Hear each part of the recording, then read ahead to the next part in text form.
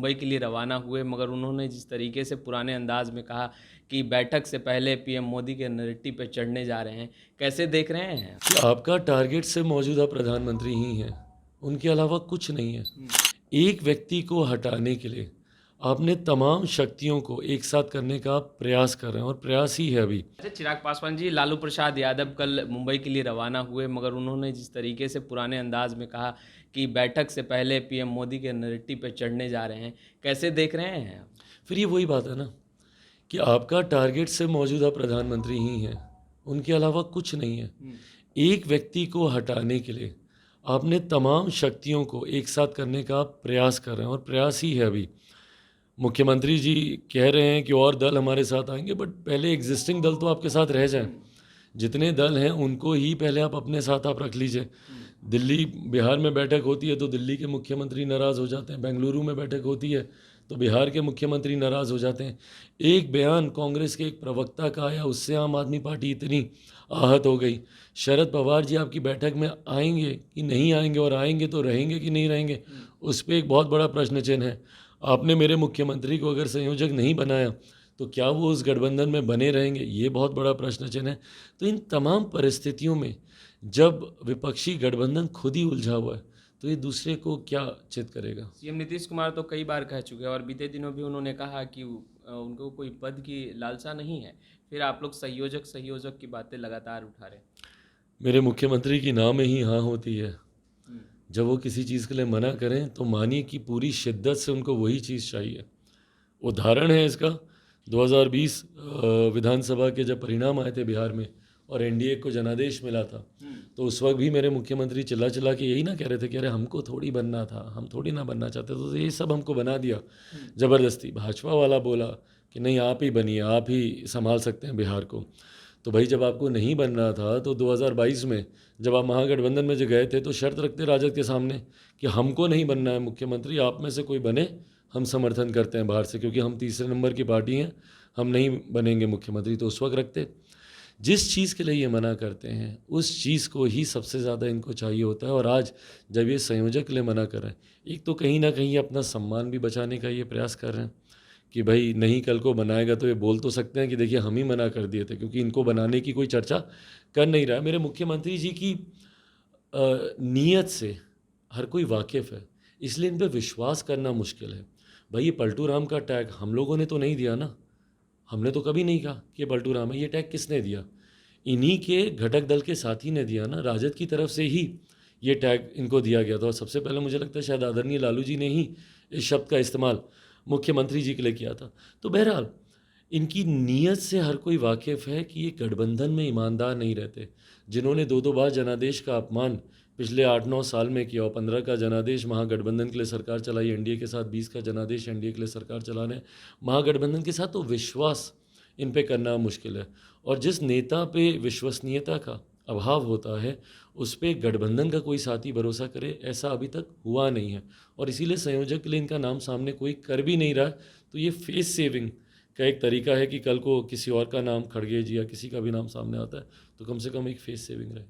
CM Nitish Kumar ने कहा कि चुनाव कभी भी हो सकता है, तैयारियां सभी राजनीतिक दल को करनी चाहिए, महागठबंधन के जितने घटक दल हैं उन्हें तैयारियों में लग जाना चाहिए। इस बयान को कैसे देख रहे हैं? क्या मुख्यमंत्री नीतीश कुमार नहीं चाहते पिछले चुनाव में जो कुछ उन्हें देखने के लिए मिला, इस बार देखने के लिए मिला, इसलिए पहले से अलर्ट मोड पे है? भाई देखिए, चुनाव के मोड में मुझे लगता है आज की तारीख में हर राजनीतिक दल है, हम लोग खुद ईमानदारी से चुनाव की तैयारियों में ही लगे हुए हैं। बिहार के हर एक ज़िले में हम लोग के कार्यक्रम हो रहे हैं, इसी उद्देश्य से ही हो रहे हैं। बिहार फर्स्ट, बिहारी फर्स्ट को और मजबूती दी जा रही है। इन तमाम चीज़ों को चुनावी मद्देनज़र रखते हुए ही दिया जा रहा है। मुख्यमंत्री जी क्यों इस बात की आशंका जाहिर कर रहे हैं? क्योंकि यकीनन उनको कहीं ना कहीं उनको डर तो है ही, चुनाव को लेकर घबराए हुए तो हैं ही। और इस बात को और ज़्यादा उनको डर है कि कहीं विधानसभा के चुनाव अगर लोकसभा के साथ हो गए तो जो थोड़ी बहुत बची हुई इनकी उम्मीदें हैं। देखिए 2015 में जो महागठबंधन बना था उसकी ताकत अलग थी। पहली बार वो बना हुआ गठबंधन था, जनता ने उस पर विश्वास किया। पर उसके बाद उसी विश्वास पे आपने खंजर भोंका 2017 में, जब आप महागठबंधन से अलग होकर आप एनडीए का आप हिस्सा बने। और उसके बाद तमाम तरीके की बातें आपने कहीं सदन में भी कहीं अपने डिप्टी चीफ मिनिस्टर के बारे में बहुत कुछ कहा कि हमारे भाई समान दोस्त का बेटा है, इसका लिहाज करते हैं, ये वो कई बातें उन्होंने कही।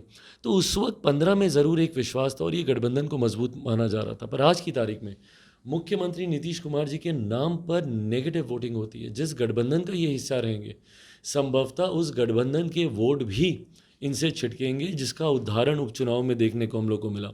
कुर्नी और गोपालगंज का चुनाव जिस तरीके से एनडीए गठबंधन जीता है, वो इसी का ही परिणाम है भाई। गोपालगंज का चुनाव हम लोग जीत गए, कुर्नी में हम लोग जीते हैं, मोकामा में जिस मार्जिन की लोग उम्मीद कर रहे थे वो मार्जिन तो ये लोग नहीं हासिल कर पाए। तो ऐसे में मुख्यमंत्री जी को यकीनन चुनाव का डर सता रहा होगा। अच्छा चिराग पासवान जी, आप पे भी एक सवाल उठ रहा है कि आप एक रास्ता हमेशा अपना खोल कर रख रहे हैं। लालू प्रसाद यादव, तेजस्वी यादव पर कुछ नहीं बोल रहे हैं। हालांकि सरकार का हिस्सा राजद भी है, मगर आप कभी भी तेजस्वी यादव या लालू प्रसाद यादव पर सवाल नहीं खड़े करते। जब भी आपके हाथों में माइक होता है या आप प्रेस कॉन्फ्रेंस करते हैं तो आप सीधा का सीधा सवाल मुख्यमंत्री नीतीश कुमार से पूछते हैं।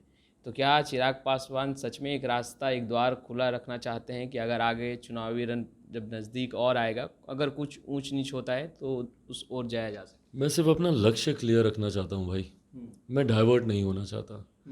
जिनसे सवाल बनता है उन्हीं से ही सवाल पूछा जाएगा। मैं 10 लोगों को कटघरे में खड़े करके ना अपनी ताकत को बांटना चाहता हूँ, ना मैं अपने लक्ष्यों से डाइवर्ट होना चाहता हूँ।